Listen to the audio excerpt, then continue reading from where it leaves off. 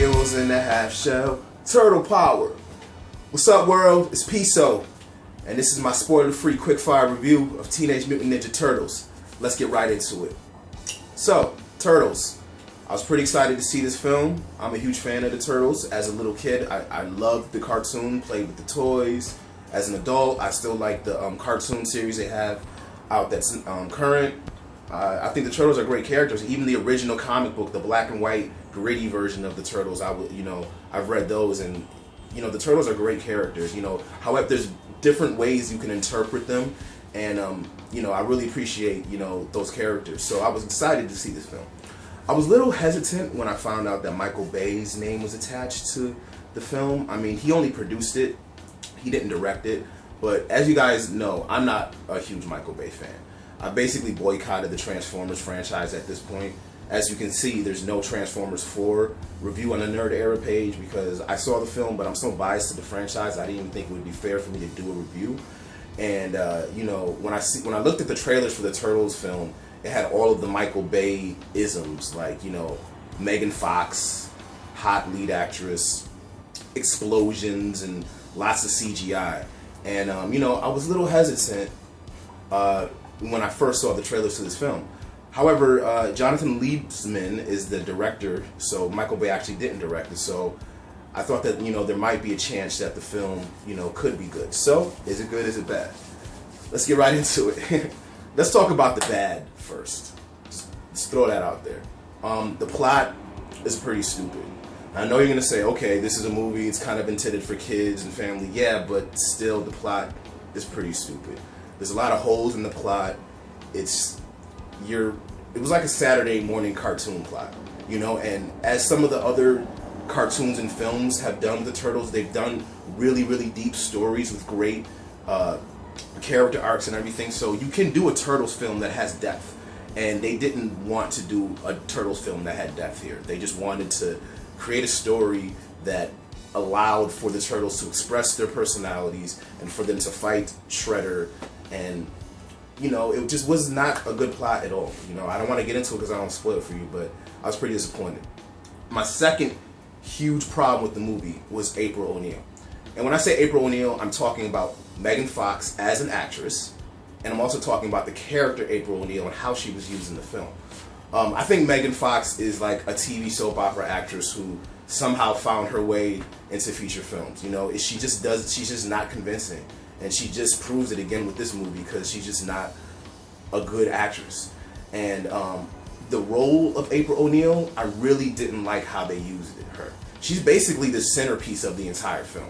The film almost really revolves around April O'Neil and her connection to the Turtles, and she's basically connected to everything. And I just didn't like that. Like, April O'Neil was never that much of a central character in the Turtles franchise. She was always like a character that would kind of help the Turtles, and they kind of made her the centerpiece of the film, and I didn't appreciate that at all. Even if they had a better actress, I still was disappointed with how they used April O'Neil.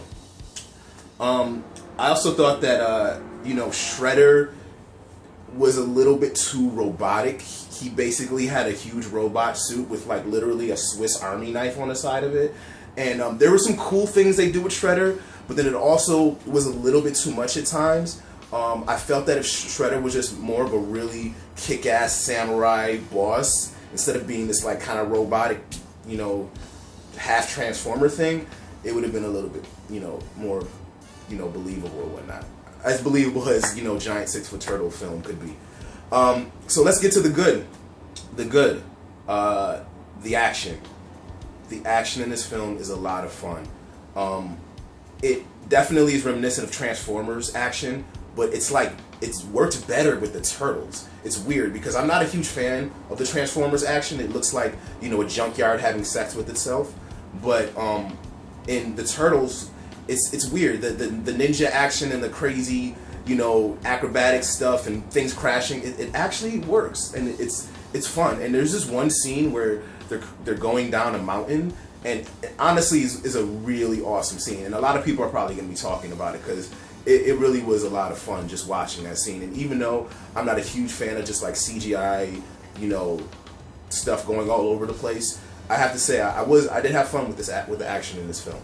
Another positive is the Turtles' personalities and their voices. So, you know, if you're a Turtles fan, you know the difference between Leonardo, Donatello, Raphael, and Michelangelo. Michelangelo is kind of like a party animal, kind of, you know, immature. Raphael's kind of like the rogue, rough around the edges. Leonardo's the leader. And Donatello is like the intelligent, you know, kind of like voice of reason, kind of super nerd. And they nailed the personalities perfectly.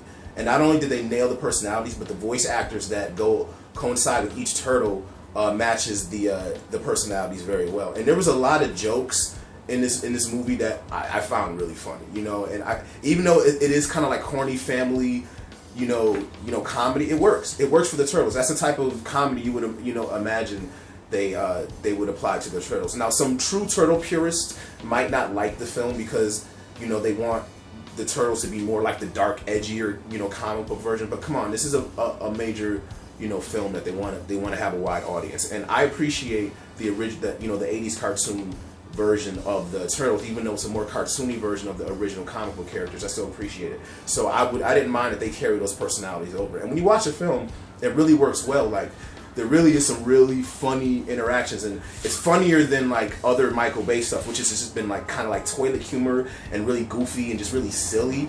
This comedy was actually, you know, good, and it's kind of coming off Guardians of the Galaxy. That's another review that I'm going to do because I love that film.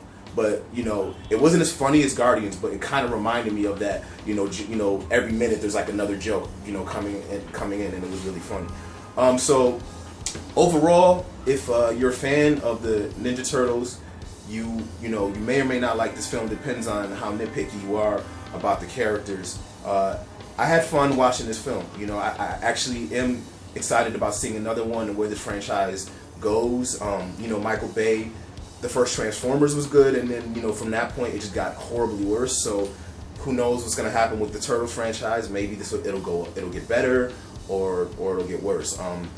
As long as they have Megan Fox playing April O'Neil, it's definitely going to be a huge negative minus for me.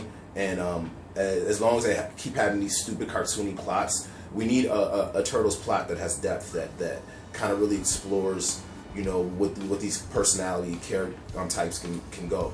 And we didn't really get that with this film. So overall, I give Turtles a 6 out of 10. I think if you have any kids or teenagers, they're going to love it. They're going to have a lot of fun with the movie. As an adult, you're going to see through all the glaring plot holes, and you're really going to be offended by Megan Fox's atrocious acting.